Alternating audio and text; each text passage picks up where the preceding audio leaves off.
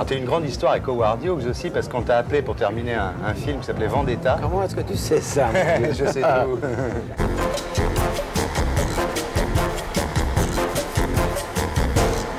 Mel Ferrer, bonsoir. Bonsoir, Thierry. Tu es président du jury du festival du film policier à Cognac, du 17 au 23 avril, qui propose une rétrospective de tes films. Alors, il y en a un que tu as fait avec Verneuil, avec Devers et Jeanne Moreau, qui s'appelle 1000 milliards de dollars.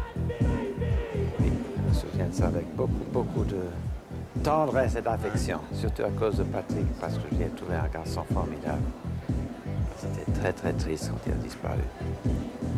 Jeanne, c'est une personne que j'admire depuis longtemps, mais Verneuil, c'est le grand maître. C'est un des seuls maîtres qui existent aujourd'hui. Au niveau international. Le lion, oui, au niveau international. Alors, il y a l'Ange des Maudits, ouais. Il y a l'Ange des Maudits aussi, Rancho Notorious avec Marlène de Fritz Lang, ouais. Qui est ici à Paris, comme tu le sais. On ne voit pas souvent, hein, je te le dis tout de suite. Non, jamais. Elle sort jamais.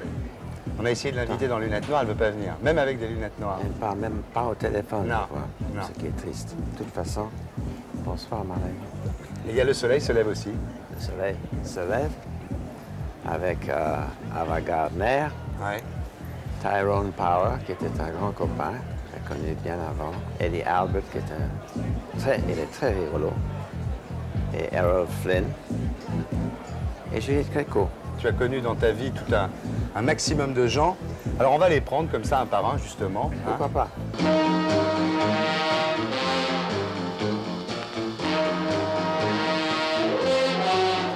Alors Marlène Dietrich, comment ça s'est passé?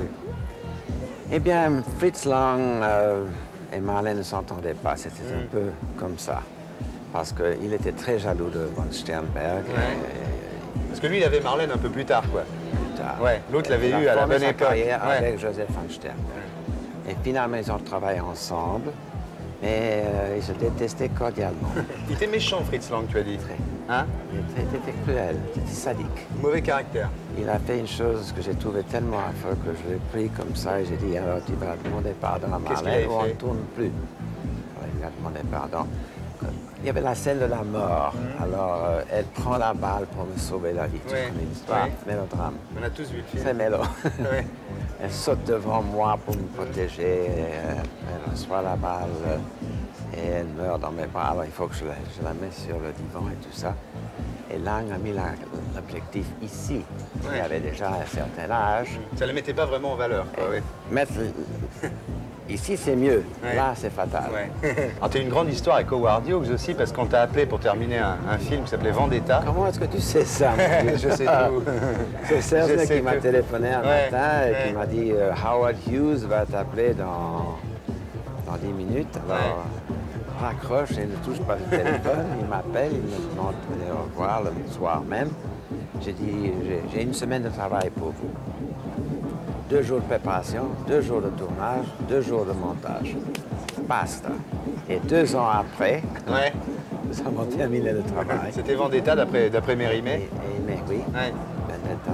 Alors quand tu as connu Howard Hughes, c'est le moment où il faisait cet avion qui n'a jamais décollé finalement pour le gouvernement. Ça a décollé à peu près 4 pieds. J'étais ouais. avec lui le soir. Où Il faisait ça pour le gouvernement américain qui lui avait dit si ça vole, on vous le paye, sinon c'est pour vous. Exactement. Et Oui. si ça vole avant telle et telle date. Oui. Le dernier jour, justement, on a travaillé ensemble le soir même. Il riait encore. Ouais. Il se marrait parce qu'il a touché un chèque, je crois, pour 12 millions de dollars. Ouais.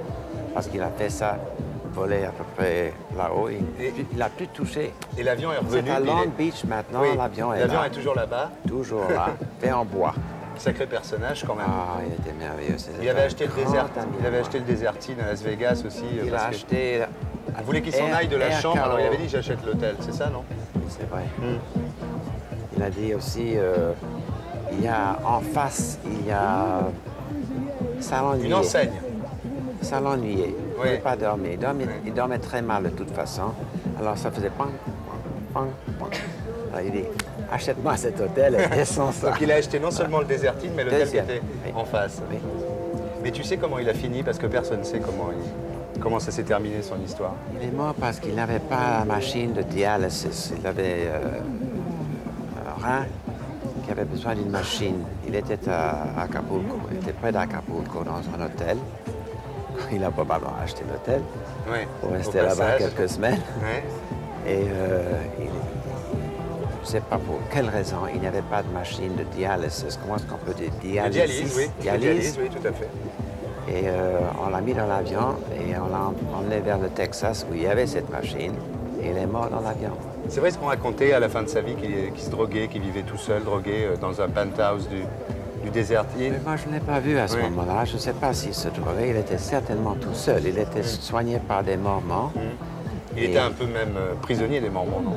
Un peu, mais il avait tellement peur d'attraper une maladie quelconque qu'il Oui, il touchait touchait tout avec des personne. Kleenex, avec des gants. Il avait ouais. des Ouais. gants. S'il prenait quelque chose, c'était avec un Kleenex. Il passait sa journée au lit en regardant des vieux films. Il regardait toujours le même film. Il avait ce projecteur à côté de lui. Il regardait Ice Mais- Station Zebra. Ice Station Zebra. Ouais. Mon Dieu, c'était bien renseigné. J'adore surtout. Howard Hughes. Ah oui, moi aussi. Alors on en arrive à la fin du Who's Who, on arrive à Audrey Hepburn, tu t'en doutes. Ça devait t'arriver. Vous êtes rencontrés comment? On n'arrive pas, on commence. On commence. Vous êtes rencontrés comment? Justement par Greg Peck. C'est Greg qui me l'a présenté à Londres. Il venait de terminer Vacances romaines. Et moi, j'étais tout seul depuis pas mal de temps. Et Greg m'a présenté Audrey. Et on a fini par se marier. Et puis il y a eu l'histoire avec William Holden. C'était pas une histoire, je crois. L'histoire avec William Holden, c'est pas vrai. Pas du tout. Elle n'a jamais craqué pour William Holden. Pas que je sache. Tous les lecteurs de Ciné-Revue et de Ciné-Monde te regardent. Ils ont Oui. tourné ensemble. Oui. Ils travaillaient ensemble à ce moment-là avec Billy Wilder, Oui. le metteur en scène. Mais ça, c'est un peu C'est de rien fantaisie. passé. C'est de la Ça, fantaisie. C'est un peu de fantaisie, oui. Alors Mel, dans tous ces personnages que tu as connus dans ta vie, qui sont tous des noms de légende, c'est lequel le plus étonnant? Je dirais le plus étonnant, c'était Howard Hughes. Et pour être sûr de ne rien rater de Inarditube, abonnez-vous et mettez un pouce bleu.